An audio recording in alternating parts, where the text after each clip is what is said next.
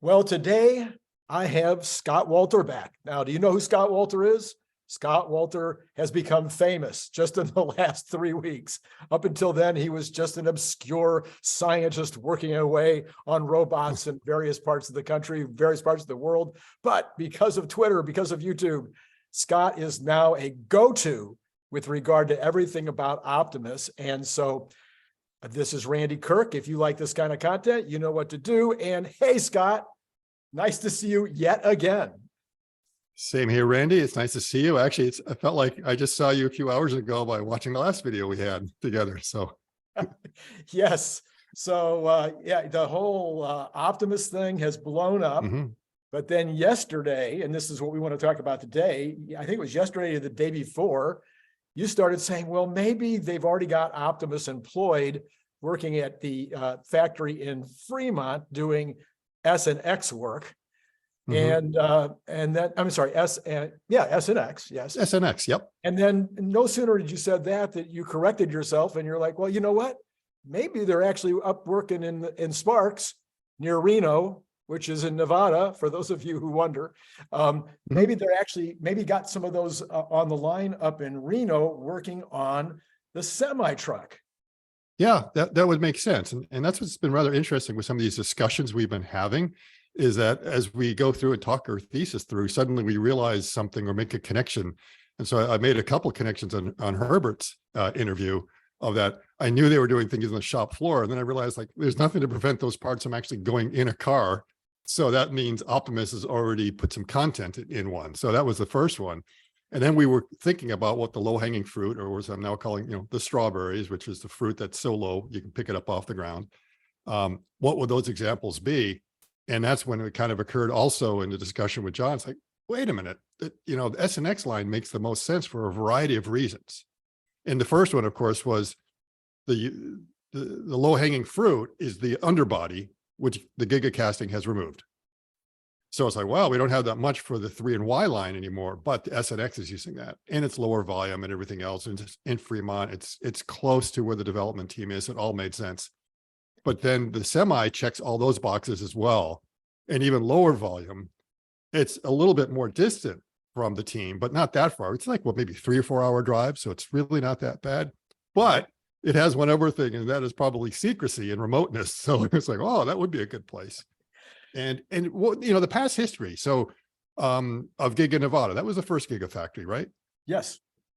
It was going to be the largest factory in the world. And then they stopped building it. And why? And then a few months ago, they said, okay, we're going to finish it off now. But in the meantime, they've got a larger factory in Austin, and now they have an even larger one starting in Texas. So they'll have 3 of the largest factories, maybe the largest and the second, and maybe the 4th. I don't know how it'll all work out when the time comes. But but that was the first Gigafactory. Now, my understanding is that, it's not as big as they planned. And I don't think they're even using all the capacity they have in there. And what's the main reason why? Because Panasonic didn't build out the batteries as fast as they were supposed to, I think. I think the other was they had a hard time recruiting. Oh, yeah, that was a big issue. Yes. It was so remote, they had a hard time getting in there, which means you have a labor shortage. Right. How do you fix a labor shortage problem? That is the $1 million question. So we have a labor shortage. Well, less than $1 million, the $10,000 question. Okay. $10,000 answer. Yes. So you fix the labor problem with a robot. So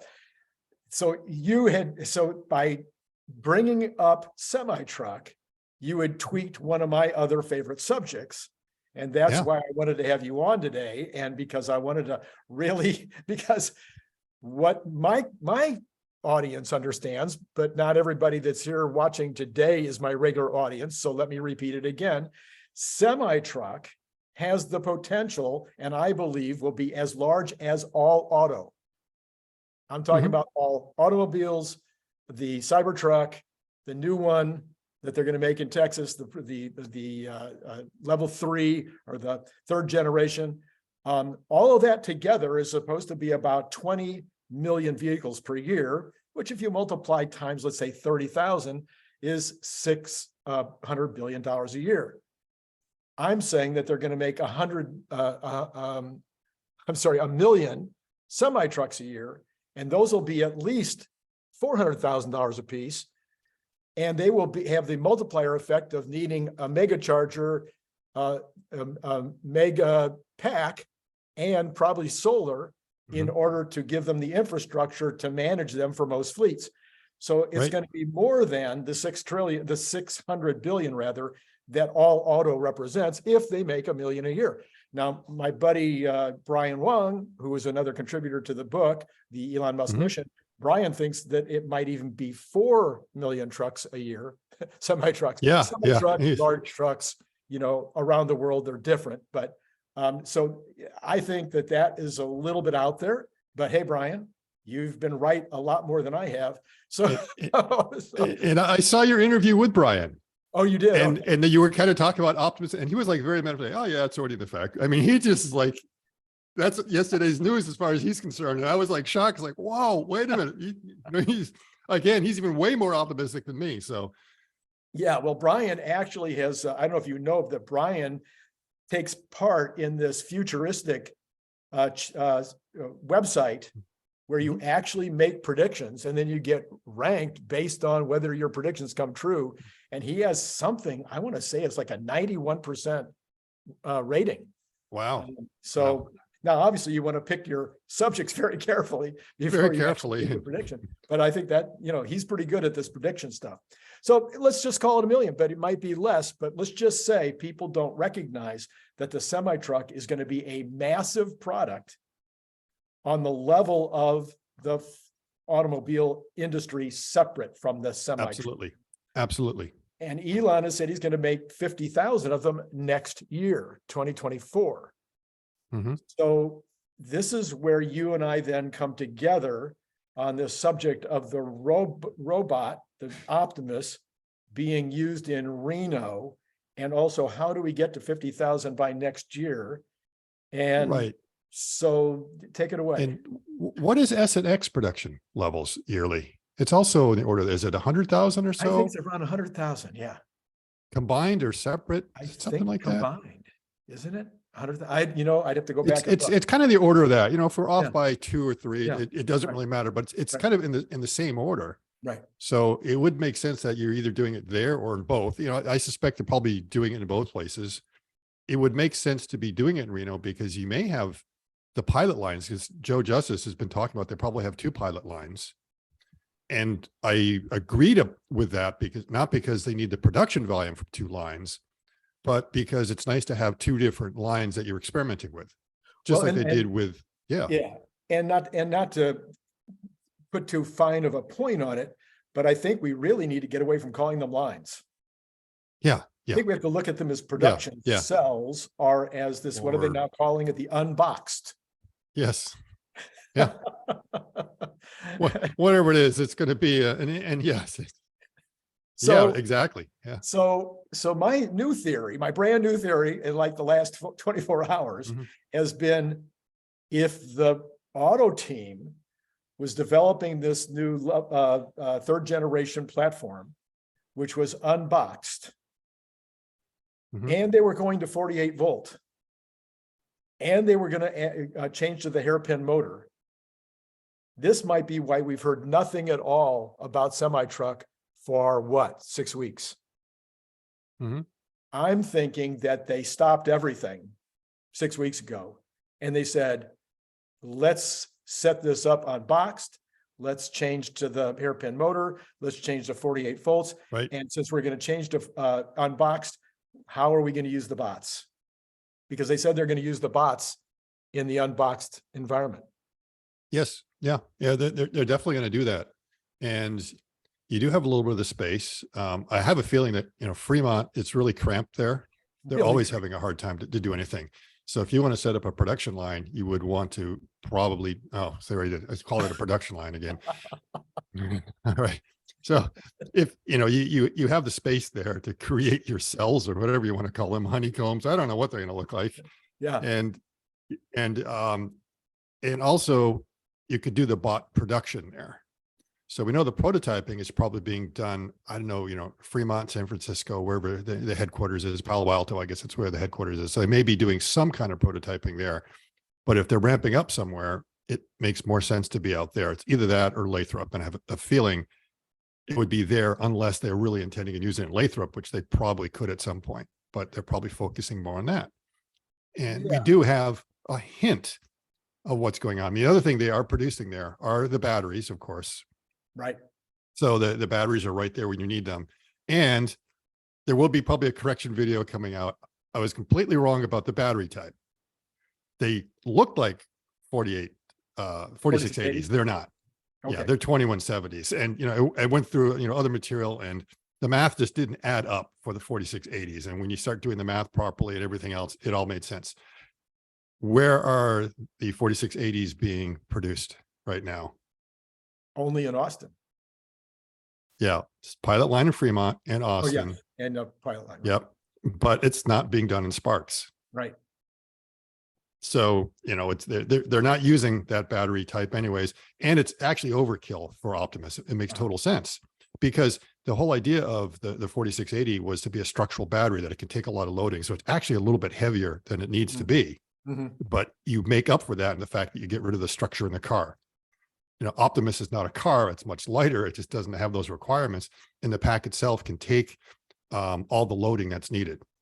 So it makes sense to the 4680 or the 2170s. And there's one, they're called 2170s for a reason versus 4680, which means it's a little bit shorter. It's not quite as tall.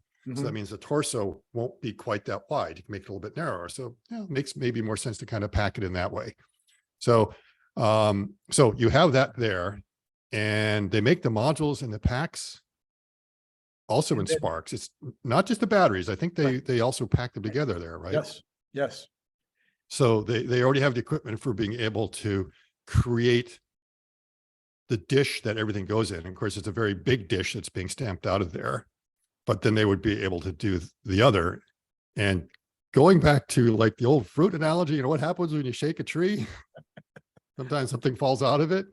So when you start getting some of these Twitter threads out there that a lot of people participate in, suddenly, piece of fruit falls down and that you look at, and someone mentioned that, oh yeah, yesterday I did some work for someone who works there who says they are making the chest plate in Sparks. Now, it's one of those, he said that he said, one of those changes, kind of like, telephone. And it's not someone that, that works on the premises, but not necessarily close to production, but is something also overheard. And that's a really interesting tidbit, because when you think about it, okay, are they just making a few of them, or are they, producing them at scale? Well, so then, as you point out, this fruit that just drops from the trees, one of the great places that happens is in the comments on these YouTube videos, which is why I'm always imploring everybody, please comment. I love the comments. Right. And I try to answer all of them. I really do. And I'm pretty good at hitting 100%. So I had one this morning that I actually reached out to the guy to ask him whether he'd like to come on the show, because it was a really well-written couple of paragraphs. And he was talking about, if we think about the pieces of Optimus that go into making this little tiny, even smaller than me. I'm 5'9.5", 150. So it's even smaller than me. 5'6", I think. Yeah. It's 5'6" and 120, I think. So it's a little guy, a little person. And you start to think about the parts that go into that. It's not like automobile parts. These are small parts. They can be made in a pretty small space. Yes. I have 30 years experience as a manufacturer, and I know what you can make in a small space. You don't have to have a massive building. They could put up a tilt up, or rent or buy an existing little tilt up and be making these robots. But they already have the space in the factory, because it's not fully already have utilized. the space in Sparks, right? Yeah. Yes. That's already there. It doesn't take much space. Right. Now, about is this, the battery pack is going to go in there is normally you would make it as like stamped metal. You would just take a flat piece of metal and stamp it out. And, it's got a lot of perforations and everything else around it to give a little bit of rigidity and the form factors for the batteries and everything to fit in there. And there's probably a couple of ways of being able to produce it. If you're going to do it at a very low scale, I don't think you would go to the extent of creating the die to do a stamping. Would you? I mean, if you were just making a It couple depends on, for a it depends on prototype? whether I'm making my own dies or sending out. Yes, yes. If I'm Now, making my own, if I'm in-house, they making have the my own, ability to do it. So yeah, maybe they can just go ahead and knock it out, even if you're going to make a few. right, But usually it seems when you're getting to that level, it means you are considering ramping up. And that might be one of those parts of Optimus that they already nailed down very early. It's not like you have to tweak it. So I was like, oh, let's get the tooling already ready for that. So we're ready to scale. yeah, And something I pointed out in the Twitter spaces is go back to AI Day 2 and listen to the thing. Listen to everything everyone is saying, not just Elon. All Elon is doing is reinforcing what everyone else has said. We only listen to Elon, so you don't trust him. But if you listen very closely, they keep on talking about being able to scale it up. Not just in one presentation, again and again, right down to the types of materials that they're selecting. right, That, if they use titanium and reinforced carbon composites or things like that, you can't scale it up. And they, mentioning numbers like, the hundreds of thousands or millions, it's like, okay. I mean, the design, everything about the design is about scale right from the beginning. They're telling us they're going to make a lot of these things. yeah, So we shouldn't be surprised if they're making a lot of these things. And we shouldn't be surprised that, it would already be there. And it just comes down to making sure that you're mass producing the right variant that you want. right, And they've gone through a lot of variants really quickly. And this is why I'm not sure where they are on some of it. And I think it was the second engineering presentation they had where they were showing the dancing robots that were vibrating and everyone was going, it basically was showing the modes of vibration and what the control systems are going to have to deal with and everything. It was kind of a real nerdy engineering presentation on that. But the interesting thing about it is in those two video collages that they had, they already showed two different design iterations or variants of the bot. So the dancing ones is probably one of the very first ones they had. It was very boxy. You can kind of look at it and they were probably thinking how we would be able to very quickly make something with 3D printing or a very simple cast here and there. And then you see the next one where they smoothed out a lot of the things. The shins are a little bit different. The pelvis looks like the one that we have now. You could see these variations already happening for the analysis they were doing on that. Because they were just like, when did they start? Like April last year or something like that. right, And, right. and it's like, they're going in there. And then that presentation was end of September. And I'm seeing one of the presentations up, one of the slides is, the latest generation of what it's going to look like. And I'm like, yeah, that was October back, or September back then. I wonder what it's like now. So they are probably constantly iterating a lot of things, but I'm sure there's certain design elements they've been able to say, yes, we fixed them. Right. We have them down where we want. And now we're going over and just making a couple little changes.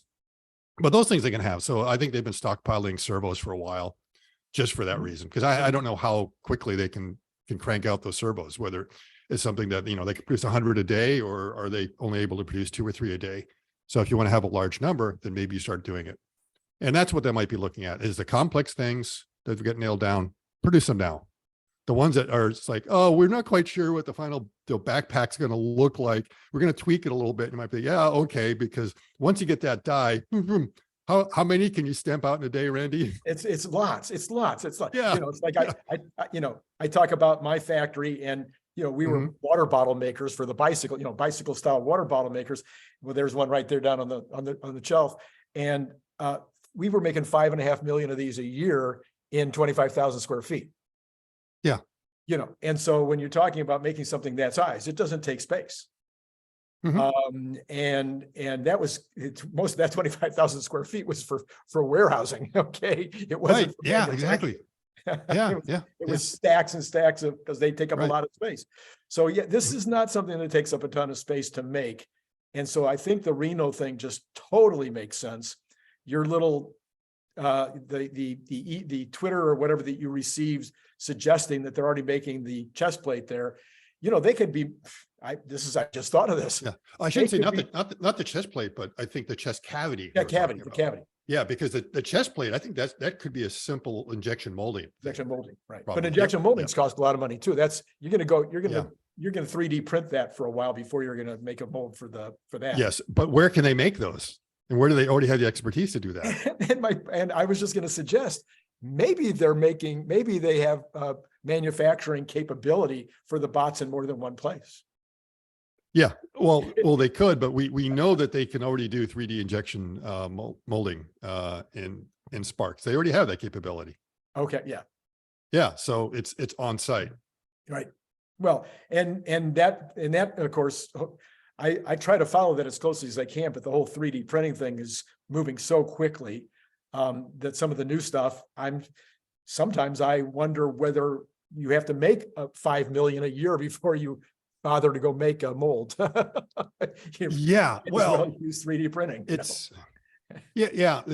See, the thing is, a 3D printing, you don't necessarily use it to make the part, but use it to make the mold to make the part. But I'm Yeah. telling you, the very Yeah. last product, that Yeah. I made, we were making them just a small device for like a bridge that you would use in pool, Mhm. in shooting pool. And that little bridge, we were 3D printing it for a long time before we got the mold made and selling Right. it as a 3D printed Mhm. product. So yeah, so Right, right. I'm saying these small parts, they don't cost that much more to 3D print than they do to Right. get them off the mold. Yeah, and it can also be a small step that if you need to cast a few things, the 3D printer can end up producing the shape that you're going to need to put into the sand casting, and then just keep making it from that. So Yeah. so what that does, it speeds up that part of the process. And I'm pretty sure the first couple, I guess you could call them, what's the lower part, the tibias, that you have the lower leg, they look like they were cast to me. Mm. You know, I don't think they were 3D printed. They looked like they were cast because you can see some of the, probably where the flashing was removed, and they went through and they tried to buff it down and grind it in a few places. It looked a bit rough.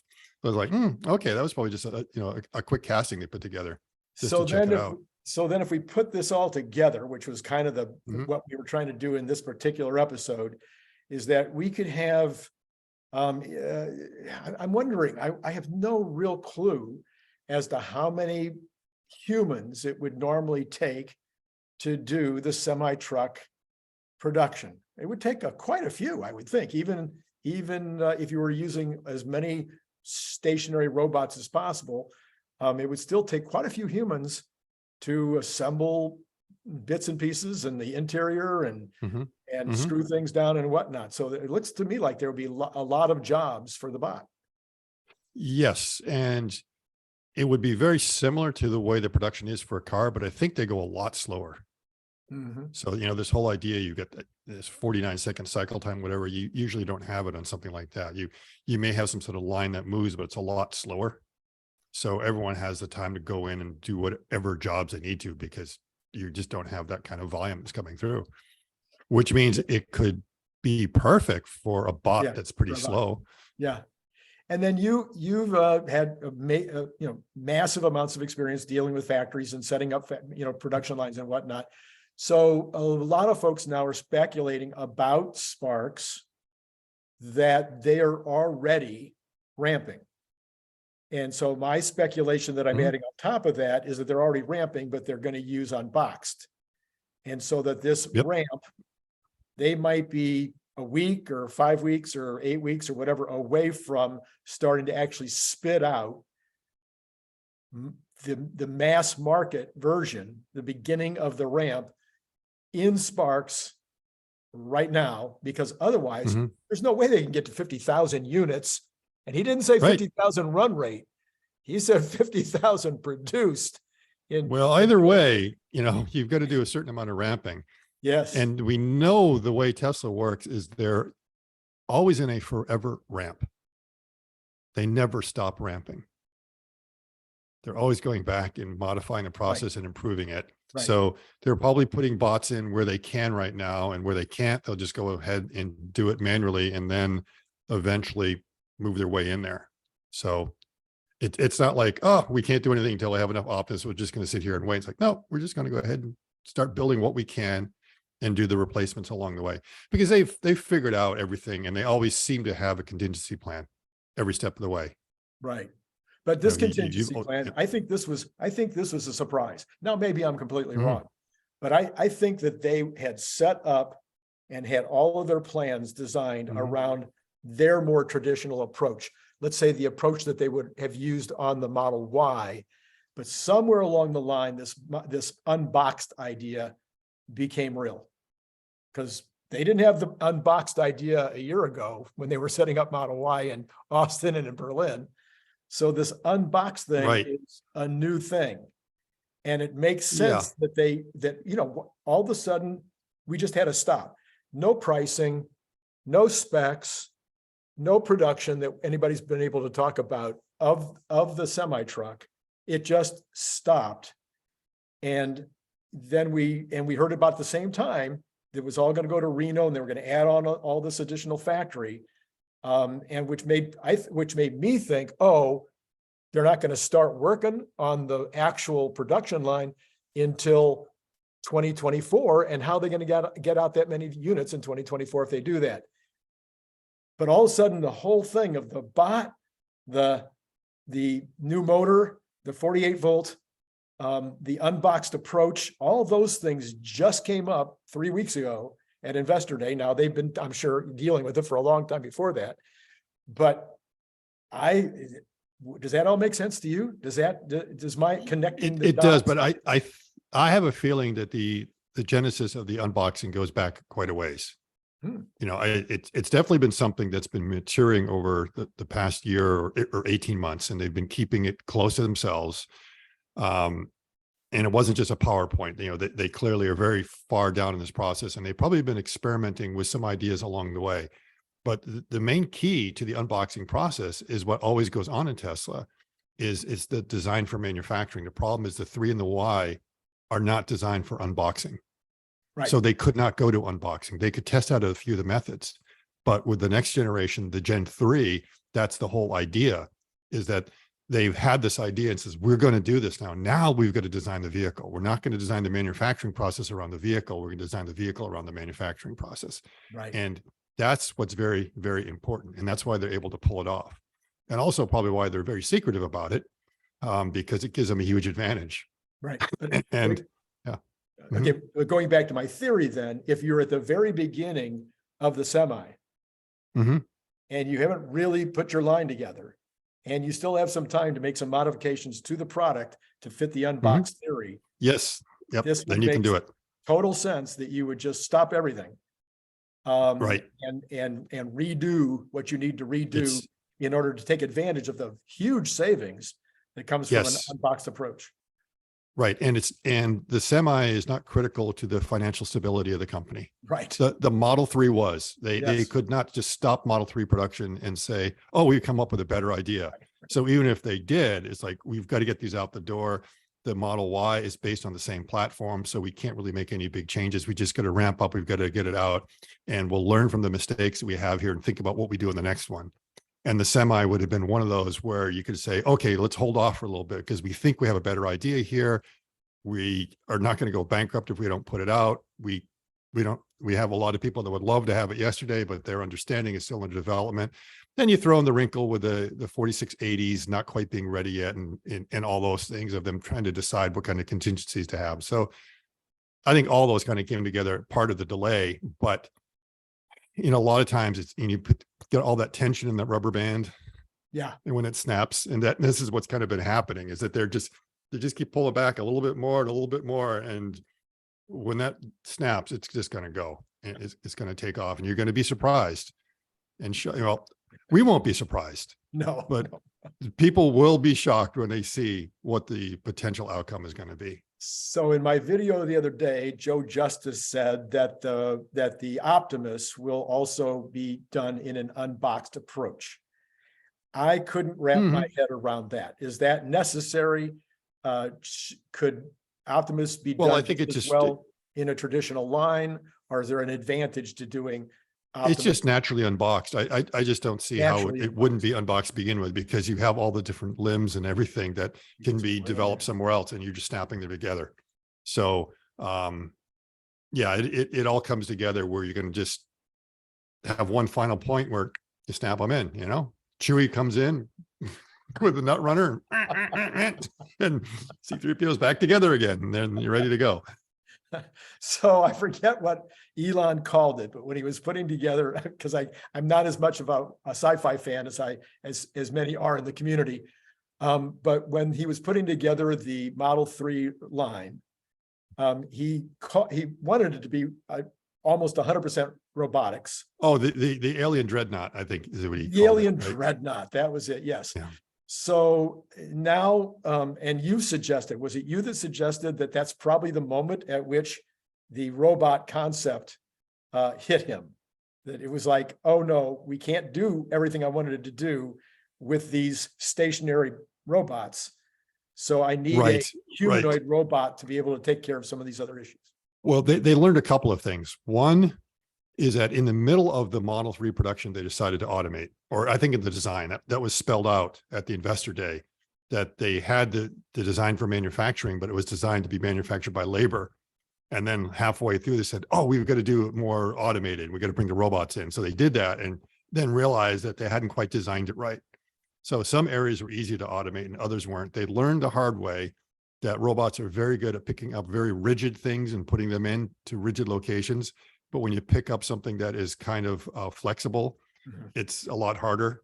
And we're not just talking cabling, you know, it was some, it was like carpeting or something like that they're trying to put in. Right. That everyone in the robotics industry would have known. It's like, don't even attempt it. You know, just leave that step manual. And that's when Elon learned the hard way. And probably when he just said, all right, what is the better way to do it? Because first he found that the robots could not do that kind of operation, which probably shocked him. It's like, why can't we automate that? And second, these robots are just really hard. I just want to tell it what to do. Why won't it just do it? Why do I have to teach it point by point by point and go through and play the program again and test it again and go into my stupid teach pendant and play around and like, which button is that? And it's, yeah, you'd be surprised how much time it takes to teach just one point, one location for the robot correctly to get it right. It's super frustrating. It takes a lot of time. So I'm going to do a little preview of our Wednesday show where you and I and John are going to do a review of everything we've learned since Investor Day about Optimus. So I'm going to do a little preview of that. So now taking us back to that point 3 years ago when the Model 3, and it might have hit Elon that he needed a humanoid robot. I think it was you that put this idea in my head. It probably wouldn't have been possible to do a humanoid robot of the type that we're talking about today 3 years ago because the software wasn't there yet. Is that correct? Yeah, I think so. You know, FSD hadn't matured yet. And we think AI has been around a long time, but you know, back 2017. But you're in the robot business. I was just starting to do a few things and you really didn't have it to the level it is now. And that's the missing piece in the robots is the good software. Yeah. And just to drive the point home is, I just saw a tweet that, you know, it looks like OpenAI has also been doing things in hardware, not just normal artificial intelligence. You may have seen the hand that's able to do the Rubik's Cube. Yeah. And, you know, that was really interesting, but there was another example where everyone was wondering, how are they going to teach the robots? And they have these kind of teleoperated things where you've got a human operator, which is going around and kind of telerobotically moving this other hand that is not really the greatest mechanical design. And if you look at the gripper, it's not necessarily the greatest fingers either. And that's the whole point. And it's going through with a certain amount of dexterity that you could not believe could actually happen. And so it's doing things like, you know, I think it was tying knots together. Oh yeah. And one of them, it like zippered up a jacket, which like absolutely amazed me. It's like, wow, you know, I can't do that, you know, and it picked it up and just was doing that. And that just drives home my whole point is that it's not about the hardware. We're trying to imagine you have to have the hand for the robot, which is identical in the capabilities of the human hand and all the different movements and the dexterity we have, and it has to be able to play the piano and stuff like that, or it can't work in the assembly line. Trust me, most of the people on the assembly line have never played the piano in their life. You don't need that amount of dexterity. And it's the same thing that you only need a certain amount. So they've given it just what it needs. And then you throw the AI on top of it and you will be shocked at the level of complexity and dexterity that will just emerge from it. Yeah. And that one video, when I saw it, it's like, yeah, that was like the proof right there that I needed for that thesis, and that I had known that for a while, that it was possible. A lot of other people know that as well, that it really just comes down to the learning that you need to have with the AI, and you'd be surprised that minimal hardware. So the functionality in your hardware can be very, very simple.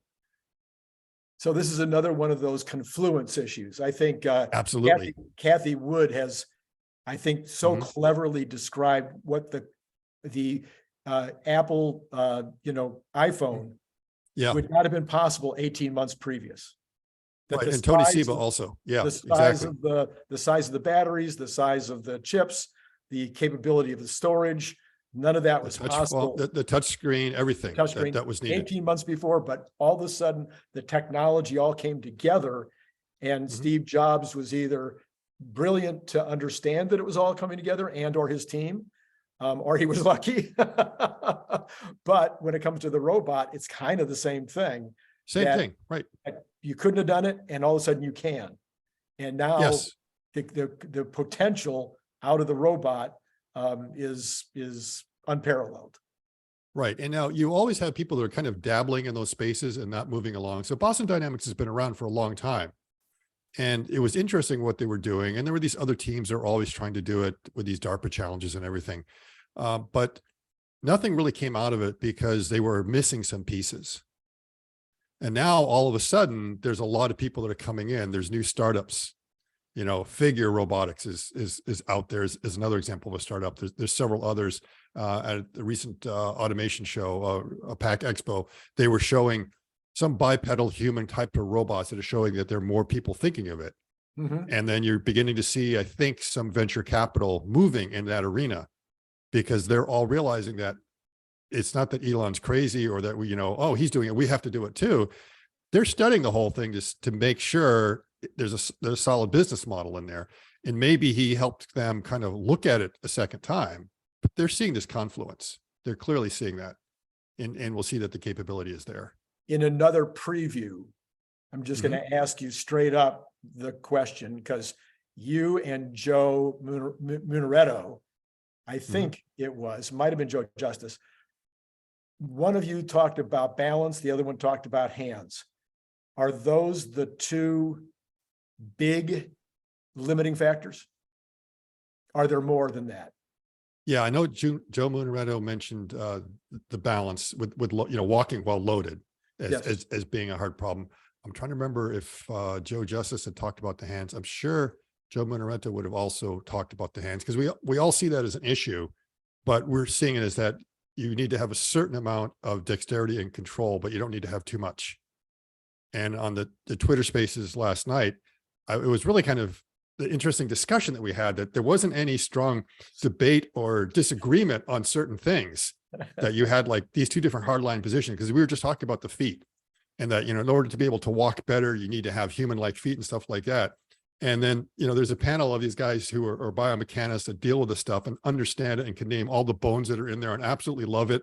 And a couple of them are into like barefoot running and things like that. So like, they really like feet, and they're like, nah, you don't need them. Yeah. And I was like, what? And because they say, look, biomimicry, should be used only as like inspiration on a thing, but it's not obligatory to copy the design one for one.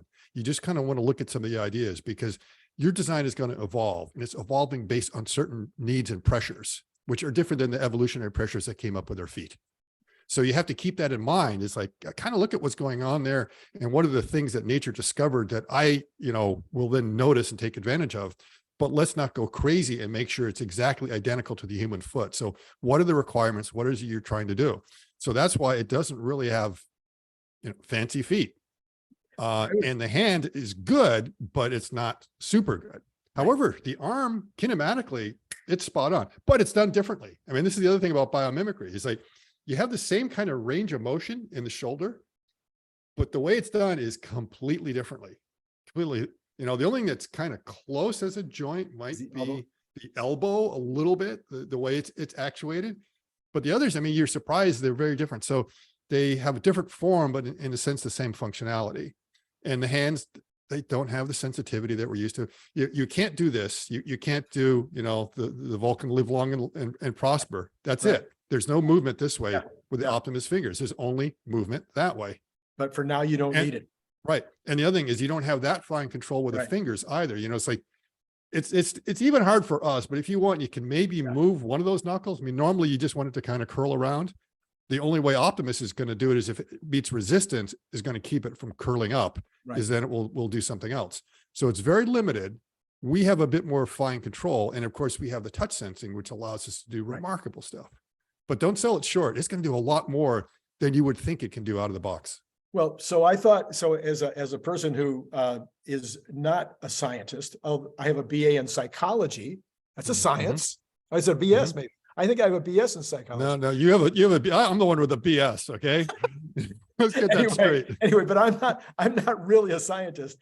So that a lot of that was over my head in that Twitter Spaces yesterday. But anybody that would love that stuff, go back and see the video of that Twitter Spaces, because it was mind-boggling. Yeah. But I thought the part that I could understand and really made sense to me, and so I want to repeat it here, is if you are in ski boots, you lose a lot of everything that you have in your foot, but you can still manage. And so that got me thinking, I'm thinking, yeah, what about cross-country skiers? What about people that do cross-country hiking in snow with the snow, what do they call those things?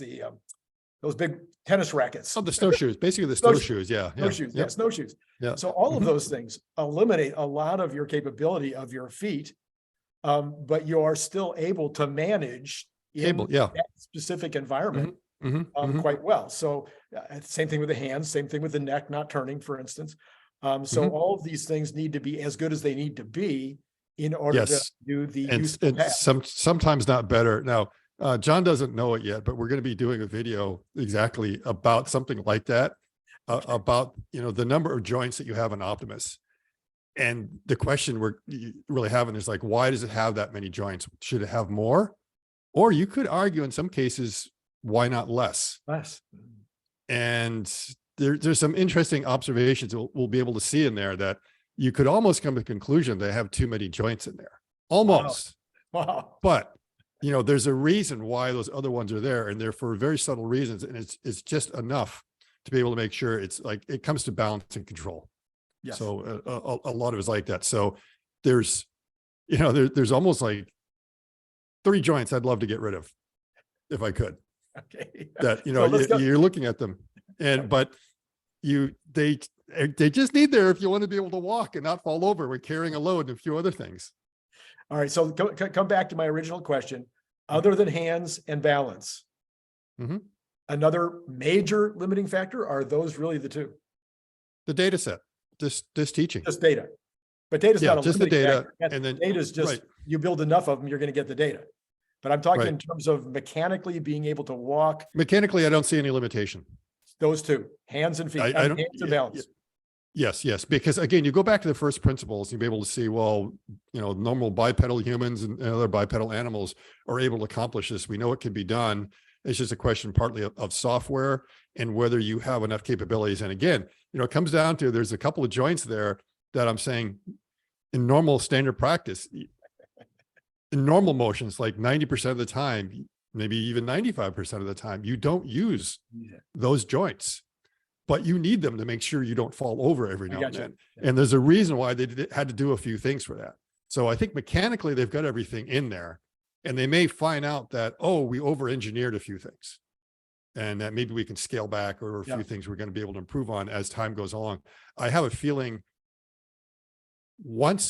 and Joe mentioned this last night, that the control algorithm they have in there is probably still one of those handcrafted algorithms that, heuristically done. And when he was talking about it on your show last weekend, just absolutely agreed. It's like, it's like, they're just writing the code and it's just like full of bugs, and you're always trying. No one can ever get the stuff to work. There's always reasons that these edge cases, that's very, very hard. And it really won't be until they have the neural networks that are taking over the control systems that you will then see this step change going on there. So that's going to be big, along with the task planning. Just like, FSD, when they finally started bringing everything together with the neural networks rather than having it cobbled together, you're going to see a big improvement. And I think that's what's going to happen. And then the capability to start really training it, and then its walking gait and everything will improve. The other thing, the walking gait is only 5 miles per hour. Right. And it's not continuous 5 miles per hour. It's an occasional 5 miles per hour. Most of the time it's standing. And it just has to be standing and balanced a little bit and maybe make little adjustments. So one of the operations that we saw with the Optimus in the factory, remember when he was picking up the bars and bringing them over to the other one? Right. He never took a step. Did you notice that? Oh, no. He was in the ideal position that he was able to grab. Now he needed the torso movement. The legs were in there because he's having to do this and that kind of motion to stay balanced the whole time when doing it. But the feet pretty much stayed planted the whole time. And so you've got kind of those two modes of operation. One is just being able to stand, and the other is being able to walk. Now, if you just stand, you want perfectly flat feet. There's almost no need to have toes or anything else in there. It's only if when you start to get a gait where you really want to go a little bit faster and uneven surfaces and all these other things that you might think, well, how can we improve the toe off for energy expenditure and everything else? But remember, it's very clear. Optimus is only going 5 miles per hour. Right. If you were designing a robot to run fast and go long distances, then the feet design becomes extremely important. But for this particular application, not. So again, we go back to the evolutionary pressure. Right. And Gary Schneider brought that through eloquently last night. He was talking about that, depending on what you're going to do, it's like horses don't have feet. They have like hooves, right? It's designed something a little bit different than what we have. And, our feet originally were designed for being able to hang from trees. I mean, they basically were a second set of hands. And then, this could have changed. Like, oh, you're going to be down on the ground and do something else. So when we look at the humanoid form for a robot, it doesn't mean it has to exactly be one-to-one. There can be some inspiration, but, we may be looking at it wrong. I mean, maybe what we have for those feet is really wrong. Maybe Optimus should have hooves and that's it. It'll look weird, but it might be that that's the solution, or some round little disc or something else that would make a lot more sense. Yeah. All right. So to kind of wrap it up, we're now of the conclusion, we've now connected the dots, and we don't know, but we have evidence from AI day 1, from AI day 2, from videos that we've seen since, from the investor day, and from people that have been speculating all over the internet. We've concluded by connecting the dots that Reno is probably setting up the semi cells, the semi-truck cells, on an unboxed approach, using all the technology that they've just announced at Investor Day, and that they're not only going to be unboxed, but that are going to use these robots in as many applications as they possibly can as a training ground. Exactly. Right. And so, what my suggestion is? Bradford Ferguson has to stake that out now. Send him over there. He's up to it, and maybe Sparks, Nevada is not as boring as people think. Well, I don't know. It might be more exciting than Lathrop. Yeah.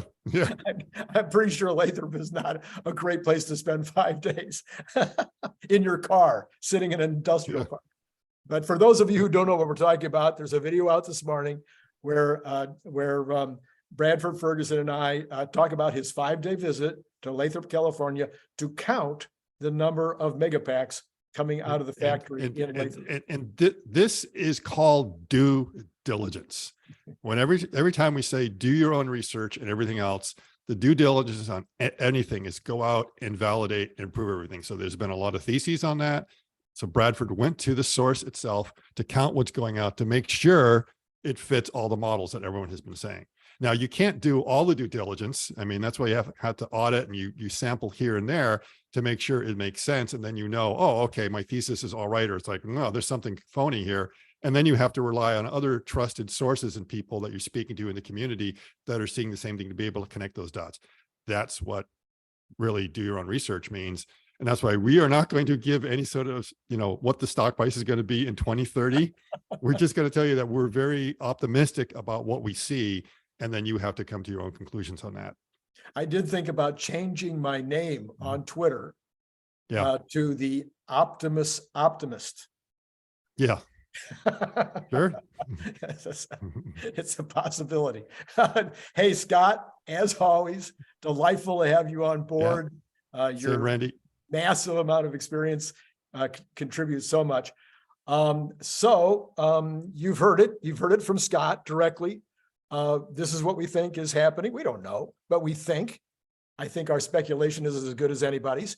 And tell us what you think. I'd love to hear in your comments what it is that you think about all of this. And I'd love to have you also if you liked it, because that tells us that I need to have Scott on more often. Of course, We're missing his sidekick, John, today, but next time we'll have John along too. That's for Wednesday. That's a little bit of a story. You can blame the IRA for that, right? That's right. Should we tell the story? I don't know if we should, maybe we'll be, giving away his secret, his story, but Well, oh, okay. We'll let John tell it. yeah, we'll let John tell his own story. All right, good. Okay. Yes. So subscribe, you want to hit the notify button because this thing on Wednesday, you're going to want to be notified about this conversation that John and Scott and I are going to have that's going to summarize and or extrapolate from everything that we've learned since Investor Day about the Optimus. So as usual, I've enjoyed talking to you today. Same here, Randy. It's a pleasure as always.